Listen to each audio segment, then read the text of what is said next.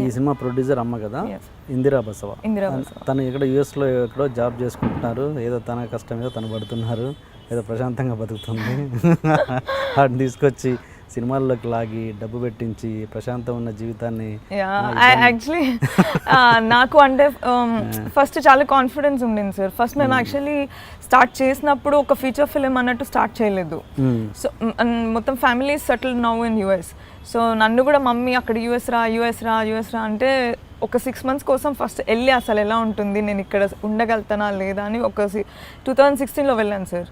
So వెళ్ళిన తర్వాత SAP కూడా నేర్చుకున్నాను అక్కడ. ఎస్ఏపి నేర్చుకొని ఐటీ జాబ్ అదంతా ట్రై చేద్దామనేసి అనుకున్నాను. సరే ఒకసారి ఇండియాకి వెళ్ళి, నేను మెంటలీ ఫిక్స్ అవ్వలేదు కదా, వెళ్ళి నాకు అప్పటికి ఆల్రెడీ ఒక యాడ్ ఏజెన్సీ టైప్లో ఉండే కార్పొరేట్ ఫిలిం కంపెనీ, ఒక వెడ్డింగ్ ఫర్మ్ ఉండింది.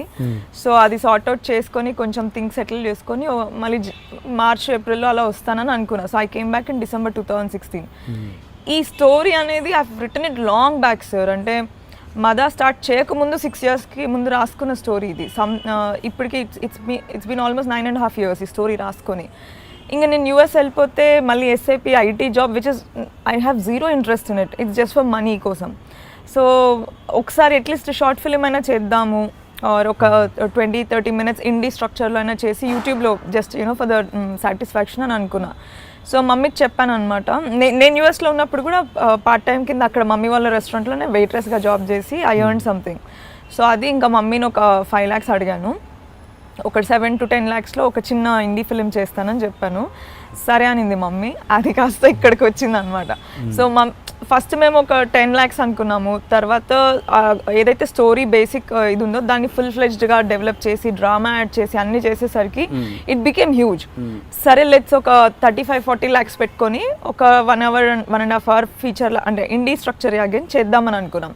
బట్ ఫస్ట్ షెడ్యూల్ స్టార్ట్ చేశాక Day 1 itself complete amount finish అయిపోయింది. Only on the first day. మమ్మీకి ఫోన్ చేసా. మా మమ్మీకి అప్పటికి మేకింగ్ వీడియోస్ అలా లైవ్ అప్డేట్ వెళ్తానే ఉందన్నమాట set, because it was like a super excitement thing for me.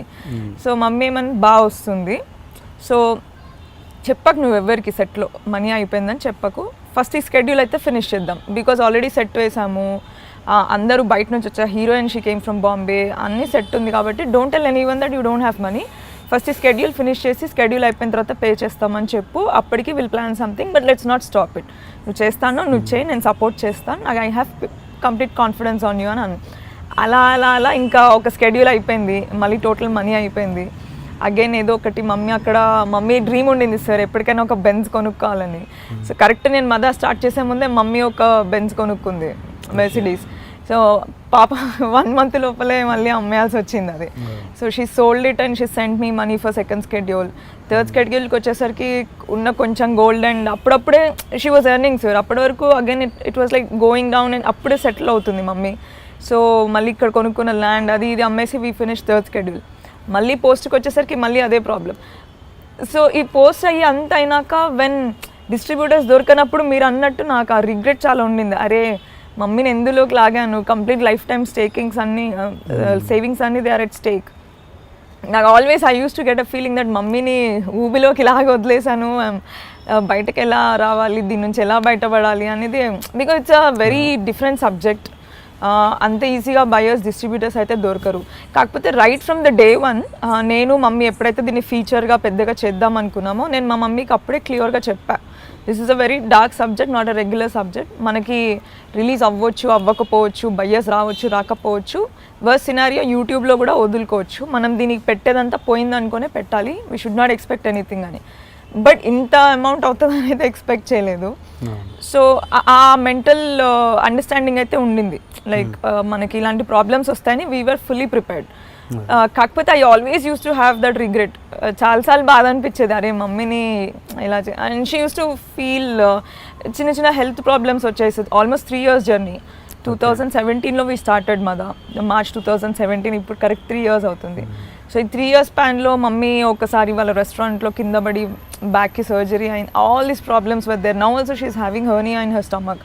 So but సర్జరీకి మళ్ళీ ఇప్పుడు ప్రస్తుతానికి మనీ లేదు, లెట్ మదా కమ్ అవుట్, తర్వాత when we get money will do అన్నట్టు she is just bearing the pain and just letting the time go like that. But I'm happy that at least now the film is seeing the light. Okay okay అంటే అంటే మిడిల్లోకి వచ్చినా కూడా ఏంట నమ్మకం అమ్మకి అంటే ఒక మిడిల్ క్లాస్ ఫ్యామిలీ ఆల్మోస్ట్ ఒక ఏదన్నా అటు ఇటుగా అవుతే ఓవర్ నైట్లోనే లైఫ్లు అటు ఇటు అవుతాయి కదా, ఎందుకు అంత రిస్క్ చేశారు? తర్వాత ఎప్పుడైనా రిగ్రెట్ మధ్యలో ఎప్పుడైనా భయం అయిందా ఇద్దరికి?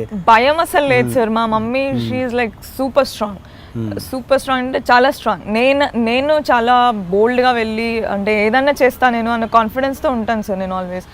మా మమ్మీ ఇంకా over confident. I mean like she's very strong from heart, from mind, and she's always committed to something which ఇది స్టార్ట్ చేస్తే అది ఫినిష్ చేసే వరకు we will have to go for it అంతే.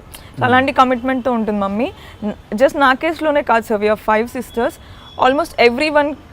ఇప్పుడు మా ఒక అక్క యూఎస్ వెళ్తాను ఫస్ట్, బేసిక్గా ఒక చెల్లి first she went to US, the 4th sister. So తను యూఎస్ వెళ్ళడానికి కూడా we didn't have anything. Mummy అప్పుడు ఒక ఇల్లు ఉండింది, మార్టిగేజ్ చేసి తీసుకొచ్చి లోన్ ఇచ్చి అలా ఎప్పుడైనా she took risk venting over board.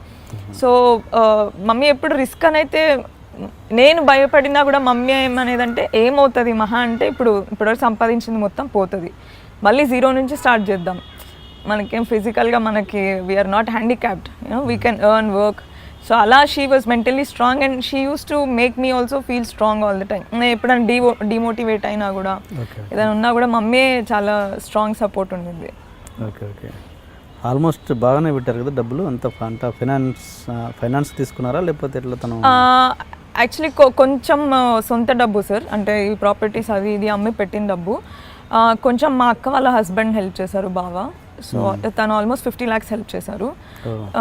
దానికి కూడా ఇంట్రెస్ట్ కానీ సో డెడ్ లైన్ కానీ అలా ఏం లేదు, కంప్లీట్ సపోర్ట్. అంటే బాగా ఏంటంటే ఫస్ట్ నుంచి కొంచెం ఈ 5 members I was off beat కొద్దిగా, ఏదో ఎక్స్పెరిమెంట్స్ చేస్తూ ఏదో క్రియేటివ్గా ఏదో చేస్తూ ఉంటే she's trying something, let her do అనేసి బావ కూడా ఎంకరేజ్ చేశారు.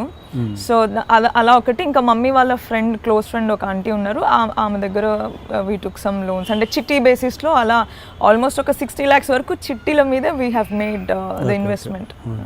సో ఆల్మోస్ట్ దగ్గర 2 crores అయింది సినిమా. బడ్జెట్ చెప్తాను సార్ అంటే ఏం లేదు సార్, బడ్జెట్ అంత అవ్వలేదు.